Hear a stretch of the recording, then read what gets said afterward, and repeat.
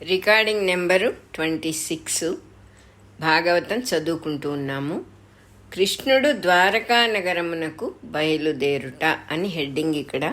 కృష్ణుడు ద్వారకా గమనమునకు బంధువులు బాధపడిరి. సుభద్ర మరికొంతకాలం ఉండుమని ప్రార్థించినది. అభిమన్యుడు సుభద్ర కొడుకు. ఆమె పుత్రశోకముతో బాధపడుచున్నది. అభిమన్యుని భార్య ఉత్తర పూర్ణ గర్భవతి. ఆ గర్భమునకు బాధ కలుగగా కృష్ణుడు రక్షించెను. ఆ గర్భమే వంశాంకురము. ఉత్తర ప్రసవ సమయమునకు కృష్ణుడు లేకున్నచో ఏమగునో అను భ్రాంతితో సుభద్ర ఎక్కువ బాధపడినది. వారి సంతోషమునకై కృష్ణుడు మరికొన్ని దినములు హస్తినలో ఉండిపోయెను. ఒకనాడు ద్వారకానగరమునకు ప్రయాణము కట్టెను. బయలుదేరబోచు ధర్మజునకు నమస్కారము చేసెను. ధర్మజుడు కౌగిలించుకొనెను. ధర్మజుడు కృష్ణుని కన్నా పెద్దవాడు. పెద్దలకు నమస్కరించుట, పిన్నలను ఆశీర్వదించుట ఆచారము. అవతారమూర్తులు ధర్మ సంస్థాపనము చేయువారు. ధర్మము ఆచార రూపమున రక్షింపబడును. ఆచారములు ధర్మస్వరూపమునకు ప్రభువుల వంటివని భారతము చెప్పును. ధర్మమునకు ప్రభు అచ్యుతుడు కనుక సదాచారములను సత్సంప్రదాయములను అవతారమూర్తులు ప్రయత్నమున పోషింతురు అని దీని వలన సూచింపబడినది. కొందరు తనకు నమస్కరింపగా కృష్ణుడు కౌగలించెను. కొందరు కౌగలింపగా ఆదరించెను. రథమెక్కబోచుండగా సుభద్ర, ద్రౌపది, కుంతి, ఉత్తర, గాంధారి ఒక పక్కను, ధృతరాష్ట్రుడు, విదురుడు, యుధిష్ఠిరుడు, యుయుత్సుడు, కృపాచార్యుడు, నకుల సహదేవులు, భీముడు, ధౌమ్యుడు ఒక ప్రక్కను నిలబడిరి. 2 వరుసలకు నడుమగా కృష్ణుడు నడచి వచ్చి రథమెక్కెను. వారందరొక్కమారుగా ఎడబాటు సహింపలేమని దుఃఖించిరి. అనుదినము దర్శనము, స్పర్శనము, సంభాషణము, శయన ఆసన భోజనాదులు తీర్చిదిద్దుట అందరికీ అలవాటైపోయినవి. సత్సాంగత్యము వలన బంధు మరణాది బాధలు దూరమగుట అలవాటై అతడున్నంత వరకును అందరూ జ్ఞానుల స్థితిలో ఉండిరి. అట్టివారు వాని సాంగత్యము సందులేని దైవస్మరణకు మూల కారణము అని నమ్ముదురు. రథమెక్కిన శ్రీకృష్ణుడు వారందరను మరలి పొండని వేడుకొనెను. రథము బయలుదేరినది. వారు మరలిపోక రథము మాయమైన తరువాత కూడా ఆ బాట వంక చూచుచూ చాలా తడవు నిలచిరి. మనస్సు కృష్ణుని యందు నిలువగా కన్నులలో అశ్రుబిందువులు జార్చుచూ చూచిరి. కృష్ణుడెక్కిన రథము ఉత్సవముగా ఊరేగుచూ నడిచినది. రథమున అర్జునుడొక పక్క నిలబడి కృష్ణునకు ముత్యాల గొడుగు పట్టి నిలిచెను. ఉద్ధవుడు, సాత్యకి రతనాల పిడులు గల చామరములు వీచుచుండిరి. రథమునకు ముందు కాహళలు, భేరికలు, పటహములు, శంఖములు వాద్యము చేయుచు కొందరు నడువగా వాద్య శబ్దములు ప్రతిధ్వనించినవి. మేడల మీద నుండి కురువంశ కాంతలు పుష్పవర్షము కురిపించుచుండిరి. బ్రాహ్మణులు సద్గుణ నిర్గుణ రూపములైన దైవ స్తుతులు పాడుచు రథము వెంట నడిచిరి. ఆ బాట దాటి రాగా నగర వీధులలో పౌరకాంతలు మేడల మీద కృష్ణుని చూచుటకు త్రొక్కుకొనుచు వరుసలలో నిలబడిరి. బాటకు 2 వైపులా మేడలపై నుండి స్త్రీల నమస్కార ముద్రలు తోరణములై నిలిచెను. కొందరు స్త్రీలు చేతులు చాపి కృష్ణుని చూపుచు సంభాషించుకొనుచుండిరి. జీవులందరూ త్రిగుణములను చేరకుండా ప్రళయమున లీనమై ఉన్నప్పుడు ఇతని యందు నిలుతురు. అప్పుడుండువాడితడే. ఇతడుండగా జీవులకు ప్రళయమున లయమెట్లు కలుగును? జీవులకు ఆధారమైన శరీరము, మనస్సు, బుద్ధి లయమగుటయే జీవుల లయము. ఇతనిచే ప్రేరేపింపబడి ఇతని శక్తియగు మాయయే జీవులయందు నామరూపములను కల్పించును. మాయ వలననే శాస్త్రములన్నీయు వీని నుండే సృష్టిలోనికి వెలువడును. ఈ మాయ ఇతని అంగీకారము లేనిచో పనిచేయదు. నిర్మల భక్తి కలిగినప్పుడే విద్వాంసులకైనను జితేంద్రియత్వము సాధ్యమగును. ఆ భక్తికి ఇతడు ఆధారము. భక్తిచే వారందరూ ఇతనిని దర్శింతురు. కాదు, యోగ మార్గాభ్యాసము గాని ఇతనిని సత్యముగా దర్శించుట సాధ్యము కాదు. ఓసి కృష్ణుని రథము దూరము పోయెను, కన్నులకింక కనిపింపదు. ఇటుపైన వీనిని చూడనిచో దినములు కల్పముల వలె గడుచును. ఈ గృహములందు మనకు వచ్చినదేమి? మనమును ద్వారకకు పోయి వానికి పరిచర్యలు చేయిచు వాని సాన్నిధ్యమున ఉండిపోయిన ఎంత బాగుండును అని పలుకుచు ఒకతే మన్మథ బాధ నందెను. ఓసి ఇతడు యాదవరాజు కాడు, వేదములయందు వర్ణింపబడిన వాడే సృష్టి స్థితి లయములు ప్రవర్తింపజేయు కాలాత్మకుడైన ఒకడుగా నాకు దర్శనమిచ్చెను అని ఒక కాంత పరిశుద్ధ హృదయము కలిగి ధ్యానమున మునిగెను. తామస గుణము బలిసిన రాజులు భూమిపై ఎక్కువై ప్రజలను బాధించిరి. అట్టి దుర్మార్గులను వధించుటకై ఈ మహానుభావుడు అవతరించెనని ఒకతే వివరించెను. ఇతడు జన్మించుట వలన యాదవ కులమునకు ఘనత చేకూరెను. ఇతడు కొంతకాలము నివసింపగా మధురాపురికి మహిమ కలిగెను. వీనిని భక్తితో చూచుచుండుట వలన ద్వారకావాసులు ధన్యులైరి. ఈ మహాబలశాలి దుష్ట శిక్షణము చేయుట వలననే ఈ ప్రజలందరకు సుఖము కలిగినది. ఇతని జగన్మోహనాకారం చూచి మన్మథ బాధ చెందిన గోపకాంతలు వీని పెదవియందలి అమృతమును గ్రోలుచుందురు. ఇది చమత్కార సంభాషణము. పంచశరుడనగా 5 బాణములు కలిగిన మన్మధుడు. జీవుల పంచేంద్రియములే వాని బాణములు. వానికి కృష్ణుడు లక్ష్యము కాగా పంచశరముల బాధ విమల మానసము అను స్థితిని కలుగచేయును. కామక్రోధాదుల అనుభవమునకు తోడ్పడు పంచేంద్రియములు ఆనంద సాధనములు అగును అని భావము. పెదవియందలి అమృతము అనగా అతని బోధలు వేణుగానము అని అర్థము. ఇతడు కరుణకు సముద్రము వంటివాడు. ఇతడున్న చోట సౌభాగ్యముండును. ఇట్టివానిని భర్తగా పొంది కాపురము చేయుచున్న రుక్మిణి మొదలగు వారే నిజమైన పతివ్రతలు. వారు పూర్వజన్మములలో ఏ నోములు నోచిరో రుక్మిణి మున్నగు వారికి తమ భర్త కన్నా దేవుడు గొప్పవాడనుకొనవలసిన గతి పట్టలేదని భావము. ఇట్లు వివిధములుగా పలుకుచున్న నగరకాంతల మాటలు గమనించి కటాక్షించుచునే కృష్ణుడు సాగిపోయెను. కృష్ణుని రథము వెనుక రక్షణగా ధర్మరాజు పంపిన చతురంగ బలములతో కొందరు బంధువులు చాలా దూరము వచ్చిరి. వారిని వెనుకకు మరల్చి కృష్ణుడు శీఘ్ర ప్రయాణము చేసెను. కురుజాంగల ప్రదేశము పాంచాలము దాటి శూరసేనము యామున దేశము దాటి బ్రహ్మావర్తము కురుక్షేత్రము మత్స్యము సారస్వతము మరుధన్వము సౌవీరము ఆభీరము సైంధవము దాటి ఆయా దేశవాసులిచ్చిన కానుకలు స్వీకరించుచు ప్రయాణము చేసెను. సూర్యుడు పశ్చిమ సముద్రమును తాకుచుండగా కృష్ణుడు ద్వారకను సమీపించెను. గుర్రములు అలిసిపోయినవి. ద్వారకాపుర ప్రవేశము అని హెడ్డింగ్. బాటలకు అటు ఇటు చక్కని కోనేళ్లు, అందు పద్మములు హంసలు శోభగా ఉండెను. మరి ఒక పార్శ్వమున సముద్ర తీరము, దాని వెంబడి అతి దీర్ఘముగా తరువులతో లతలతో అంతులేని దూరము పూచి ఉన్న అడవి పువ్వులతో మొగ్గలతో పండ్లతో వనమున్నది. ఆకాశమునంటిన తోరణములు ద్వారములకెదురుగా అలంకరింపబడి ఉన్నవి. తోరణములను దాటుచు కృష్ణుడు పైకి చూడగా తారకలు ఉదయించుచున్నవి. మేడల అంచులపై దేవతా ప్రతిమలు దూరము నుండి కనిపించినవి. కృష్ణుడు మణిమయ ప్రాకారములు గల 7వ ద్వారము దాటి లోపల ప్రవేశించెను. నగరములోని యాదవులందరకు తన రాక తెలియచేయుటకై రథమాపి పాంచజన్యము పూరించెను.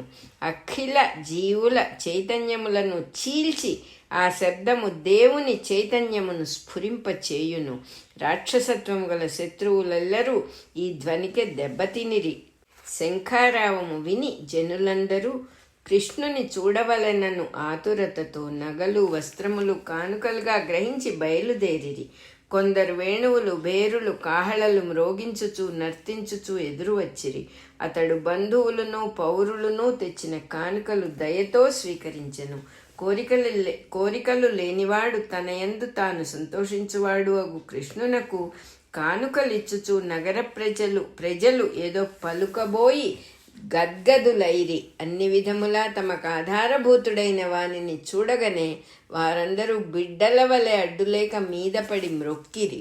నీ పాదాబ్జమును బ్రహ్మ కూడా పూజింపవలసినదే. నీ సేవ సంసార తాపమును హరించును. శరణాగతులైన వారికి సకల శుభములను నీవే. నీవు కాలాతీతుడవు. కాలమందేమున్నది?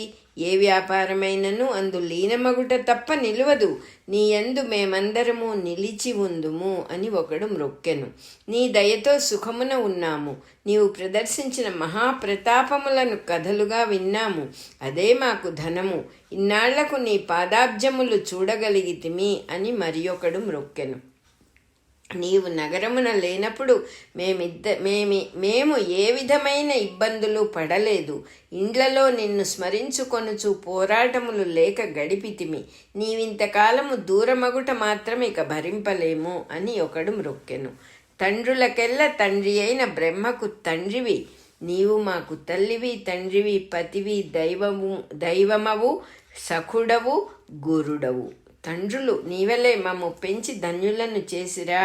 మాకు నీ ముఖారవిందము లభించనన్న ధన్యత దేవతలకు కూడా లేదు అని ఒకడు మ్రొక్కెను. ఇచ్చటి పతి అను పదమునకు రక్షించి పోషించువాడు అని అర్థము. నీవు హస్తునకు పోయినంత కాలము మాకు క్షణమొక యుగమైనది. ఇక ఎచ్చటకును పోక మన నగరమునందే ఉండుము అని ఒకడు మ్రొక్కెను. సూర్యుడు పడమటి కొండ దాటగానే లోకమంతటికి చీకటే. నీ మొగము మాకు కనిపించకున్నచో అంతయు అంధకారమే అని ఒకడు మొక్కెను. ఇట్లు ప్రజలు భక్తితో పలుకుచున్న మధురమైన పలుకులను చెవులకు ఆభరణములుగా ధరించి కరుణామయములైన చూపులు ప్రసరింపచేయుచు ముందుకు సాగెను. ఇంతలో తన రాక విని మహానురాగముతో వసుదేవుడు, ఉగ్రసేనుడు, బలరాముడు, ప్రద్యుమ్నుడు, అక్రూరుడు, సాంబుడు, చారుధేష్ణుడు, గదుడు మొదలైన యాదవ ప్రముఖులు తాము చేయబోచున్న స్నాన భోజనాది కృత్యములు మాని దిగ్గజము వంటి ఒక చక్కని ఏనుగును అలంకరించి దాని ముందు వంది మాగధుల స్తోత్రములతో, మంగళ వాద్యములతో, బ్రాహ్మణుల వేద ఆశీర్వచనములతో, వీణలు, వేణువులు మొదలగు సంగీత బృందములతో అలంకరించుకొని నాట్యముతో స్వాగతమిచ్చు వారకాంతలతో ఎదురు వచ్చిరి. కొందరు నమస్కారములు, కొందరు కరస్పర్శలు, కొందరు సంభాషణలు చేయిచు బహుమానములతో త్రొక్కుకొని నడిచిరి. ఆ శోభతో నగరము నాగలోకమందలి భోగవతి వలె ఉండెను. ఈ పరివారము వెనుక సాటివారగు భోజులు, దశార్హులు, కుకురులు, అందకులు, వృష్ణివంశము వారు, అనేక కుటుంబముల వీరులు గుంపులుగా పరివేష్టించి నగర ప్రవేశము చేయించిరి. కృష్ణుడు రాజమార్గమున నడచుచుండగా మేడల మీద నాగరిక స్త్రీలు కుతూహలముతో పిట్ట గోడలపైకెక్కి నిలబడి చూచుచుండిరి. చూచుచు తమలో తామిట్లనుకునిరి, సంపదలిచ్చు లక్ష్మికి నివాసము ఇతని వక్షస్థలము. జనుల కన్నులు అను చకోరములకు చిరునవ్వు వెన్నెలనందించునట్టి పానపాత్ర ఇతని ముఖము. 4 దిక్కులను పాలించు వారికి పట్టుగొమ్మలు ఇతని బాహువులు. ఆశ్రయించిన వారికి ఆజన్మ రక్షణములిచ్చునవి ఇతని చరణములు. తెల్లని ముత్యాల గొడుగుతో, చామరములతో, పువ్వుల రంగులంటించిన వస్త్రములతో, రవ్వల ఆభరణముల తళుకులతో అలంకరింపబడిన కృష్ణుడు సూర్యచంద్రులతో, నక్షత్రములతో, ఇంద్రధనుస్సుతో, మెరుపుతీగతో ఏకకాలమున శోభిల్లు నీల మేఘము వలె ఉండెను. ఇట్లు సాగివచ్చి తల్లిదండ్రుల నివాసము కడ నిలిచి దేవకి మొదలగు తల్లులు 7 కృష్ణుడు మొక్కెను. తల్లులు ఆదరముతో వానిని చూచి ఉప్పొంగిరి. వసుదేవునకు భార్యలు 7. శ్రీకృష్ణుడు అంతఃపుర స్త్రీలను చూడవచ్చుట అని ఇక్కడ హెడ్డింగ్. తమ బిడ్డ అయిన శ్రీకృష్ణుడు చాలా దినముల తరువాత ద్వారకకు తిరిగి వచ్చి నమస్కరింపగా తల్లులు వాని యందు బద్ధమైన ఆదరము గలవారై తటాలున వానిని తమ తొడలపై కూర్చుండబెట్టుకొని ముద్దాడిరి. వారి ఆపేక్షలో చన్నులు చేపెను. కన్నుల బాష్ప జలములతో వారతనిని అభిషేకించిరి. అప్పటికే శ్రీకృష్ణుడు వయస్సున పెద్దవాడు, తల్లులు కూడా పెద్దవారే కావలయును. దేవకి తప్ప మిగిలిన వారు అనగా వసుదేవుని ఇతర భార్యలు 5గురును కృష్ణుని కన్నా పెద్దవారు కాకపోవచ్చును, చిన్నవారు కూడా అయ్యుండవచ్చును. ఎట్లయినను చన్నులు చేపుట, గుగురు పొడుచుట స్థూల దృష్టికి ఈ వయస్సున సహజములుగా కనిపించవు. కానీ ఇది లోకోత్తర విషయము కనుక సహజము కావచ్చును. మరియు కొన్ని శరీర తత్వముల స్త్రీలకు వార్ధక్యమున కూడా ఆపేక్ష కలిగినప్పుడు చన్నులు చేపుట సహజమే. అటుపైన శ్రీకృష్ణుడు 16,108 మంది భార్యలను చూడవలెనని సంకల్పించెను. వారున్న అంతఃపుర భవనము 16,108 లోపలి సౌధములతో కూడి ఉన్నది. ఆ సౌధములు బంగారు రంగులో ఉన్నవి. ఒక భార్య ఇంటికి ముందు పోయినచో వేరొకతే మనస్సున కష్టపెట్టుకొనవచ్చును, ప్రేమతో తన వంక చూచి మాటలాడకపోవచ్చును అని తలచి వెంటనే అన్ని రూపములు ధరించి అందరి ఇండ్లలో ఒకే మారు ప్రవేశము చేసెను. ఒకతే బిడ్డను చంకనెత్తుకొని ఎదురు వచ్చెను, ఒకతే విరహ బాధతో చిక్కి ఉండెను, ఒకతే గుమ్మము దాటు తొందరలో మొలనూలు తెగి జారిపోయెను. నా ఇంటికి కృష్ణుడు ముందు వచ్చెను అని వారందరూ పరవశులై కృష్ణుని పూజించిరి. ఒకతెను చూచి కృష్ణుడు, కొడుకులు భక్తి విధేయులుగా ఉన్నారా అని ప్రశ్నించెను. కోడండ్రు మీ మాట పాటింతురా అని ఒకతెను, దేవతలకు పూజలు చేయుచున్నారా అని ఒకతెను, పదార్థముల సమృద్ధి సరిపోవుచున్నదా అని ఒకతెను, నీ ఇంట ఏ లోటు లేదు కదా అని ఒకతెను ప్రశ్నించెను. నీవు కస్తూరి తిలకము దిద్దుకొనలేదేమి, నీవు పూలు ధరించలేదేమి, నీవు నీ ఆభరణములు ధరించలేదేమి, నీ పెరటిలో పూల తీగలు బాగున్నవా, నీ ఆవరణమున సరస్సు తిన్నగా ఉన్నదా, నీ పెంపుడు జింక పిల్లను ముద్దుగా మేపుచుంటివా అని ఒక్కొక్కతను ఒక్కొక్క విధముగా వారి వారి ఇండ్లలో కనిపించి కృష్ణుడు భార్యలను ప్రశ్నించెను. ఇట్టి ప్రశ్నల వలన వారతని ఎడల ఆత్మీయులుగా తృప్తి చెందుదురు. తాను నిర్లిప్తుడైనను వారు అభిమానవంతులు గనుక వారి అభిమానము ప్రకారము సంభాషణమును ఆప్యాయముగా నడుపవలసిన బాధ్యత ఉన్నది.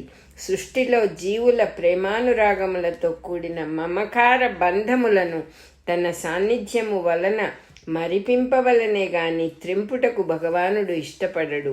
రాజయోగ సాధనలో వైరాగ్యం అభ్యసింప చేయునప్పుడు చైతన్యమునకు జడత్వము కలిగించుట వలన కోరికలు ఎండిపోయినను తొలగింపబడక అనుకూల వాతావరణము కలుగగానే మరల మొలకలెత్తుచుండును.